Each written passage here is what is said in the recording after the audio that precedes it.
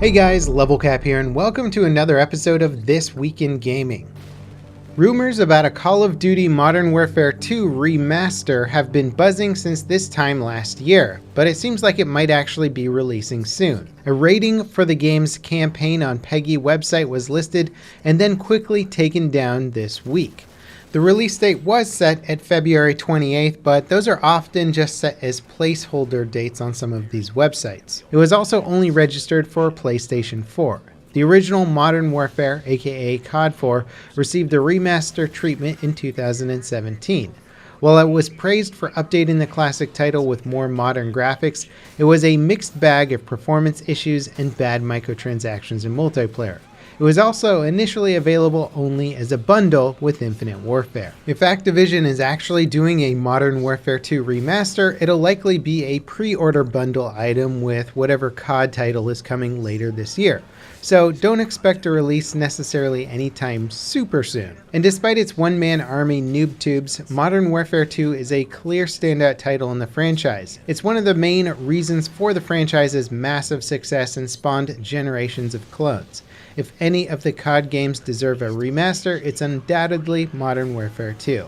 In more modern COD news, Black Ops 4 is getting a bare bones playlist that removes the class-based specialist from multiplayer. The game has been the subject of scrutiny recently due to the addition of loot boxes. DICE released their first community broadcast this week. It's part of what they're calling Operation Sunshine. The goal is to cover a wide range of topics, address community concerns more quickly, and address issues with the game in a faster, more transparent manner. In the coming weeks, players can expect an updated roadmap for Battlefield 5, the return of dev talks, more DICE-hosted live streams, and Twitter takeovers. DICE will also be doing monthly surveys to get player feedback about specific topics. The updated roadmap will release ahead of Firestorm sometime this month. A big part of why the community is so frustrated with DICE is the lack of information regarding future content. There's still been no word about new factions, theaters of war, maps, and more heavily requested features. Hopefully the updated roadmap and community broadcast will give us a clearer picture of Battlefield 5's future. As for the here and now, the latest Tides of War update is now live. It brings a few quality of life improvements and unlocks another week of Lightning Strikes challenges to complete. This week's unlock is the Ross Mark III sniper rifle. It's like a slightly upgraded version of the Lee Enfield with a smaller magazine. I did a full review, so be sure to check that out. Also, you can now apply all cosmetic items of a set at once. Previously, you had to select each piece individually. Now, all things you've unlocked from a particular set can be applied to your weapon or soldier at one time. And finally, DICE has implemented the mirror loadout function so that your loadouts will be the same across both factions. If you're using an MP40 for the Germans, you'll now also be using an MP40 for the British when you switch teams at the end of the round. You can, however, turn off this mirror functionality in the menu if you want it to go back to the way it was at launch. Insurgency SANDSTORM's first major content update is finally here. It adds 5 new guns, a new arcade mode playlist, expanded cosmetic options, and more. The game now has a proper test range featuring all available guns, attachments, and infinite ammo. The arcade playlist currently features a team deathmatch mode with more unique modes planned in the future.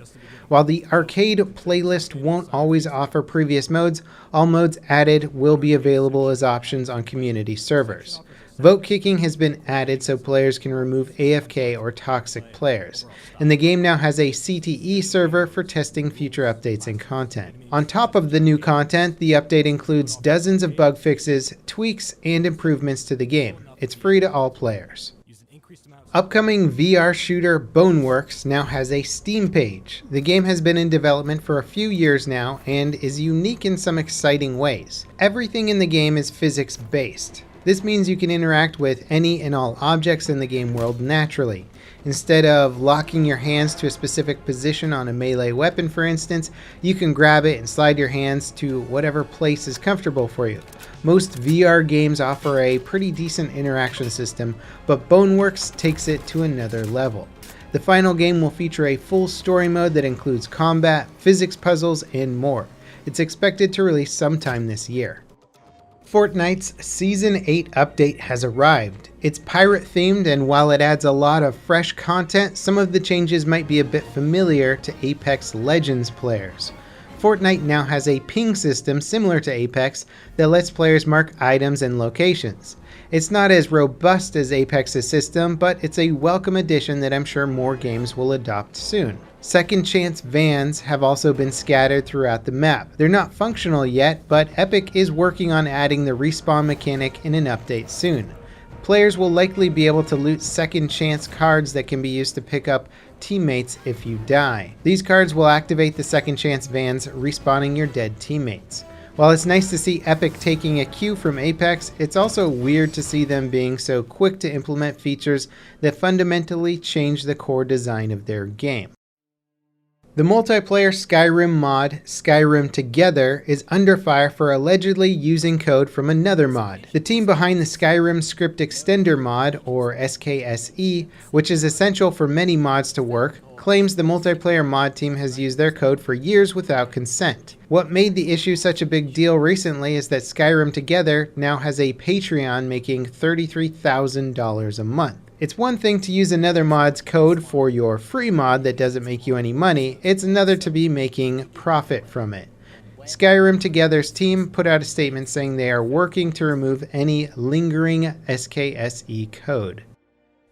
Gearbox is teasing never-before-seen reveals, exclusives, and surprises at the next month's PAX East.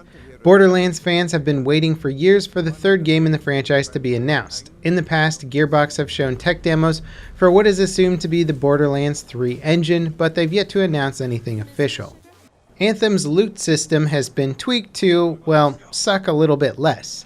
Since release, players have argued that the game's loot system doesn't deal out enough high-end weapons and items. Inscriptions, the stat modifiers on weapons, will now be better for the items that they're on. Uncommon and common items will stop dropping once you hit level 30, meaning you have a higher chance of getting rare and better drops. The required number of crafting materials for masterwork items has been reduced from 25 to 15. Salvaging items should also give you more materials for crafting. Overall, Anthem still has a ways to go before it satisfies all players, but BioWare are already making good steps in the right direction. Top-down co-op shooter God's Trigger got a new trailer and finally has a release date. The game was initially announced back in 2017, and the devs have been relatively quiet since. It looks similar to Hotline Miami, so people familiar with that title should feel right at home. God's Trigger releases on PC, Xbox, and PlayStation 4 on April 18th. The Division 2's open beta is now live. Anyone interested in trying out the game has until March 4th to check it out. I did a full video covering how to get started with the beta. Playing the open beta unlocks a backpack accessory for the full game when it releases on the 15th.